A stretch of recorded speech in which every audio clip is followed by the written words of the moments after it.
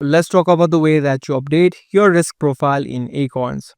Whether you want a low risk profile or a high risk profile, you can quickly change the risk profile or the portfolio type that you have inside of the Acorns platform. To do that, let's head over to the app of Acorns.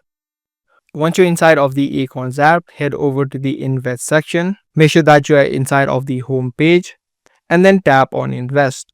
Inside of the Invest section, you're going to see the total investments that you have inside of Acorns.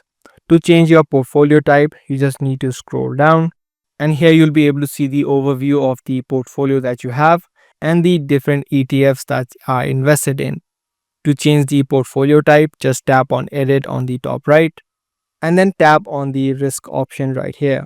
It's going to show you the current risk that you have, meaning the risk profile. Just tap on the risk option, and here you can choose from different risks that are available, which are ranging from conservative to aggressive.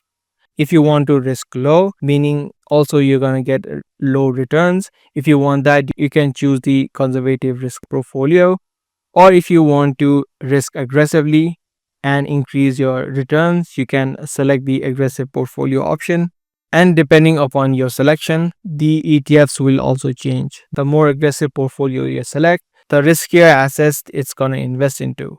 So depending upon what you want to do with your portfolio, you can select by swiping through the portfolios that are available and select the one that you want. So that's basically it on the way that you update your risk profile in Acorns. I do hope this guide video was helpful to you. If it was, be sure to subscribe, share, and also give this video a thumbs up.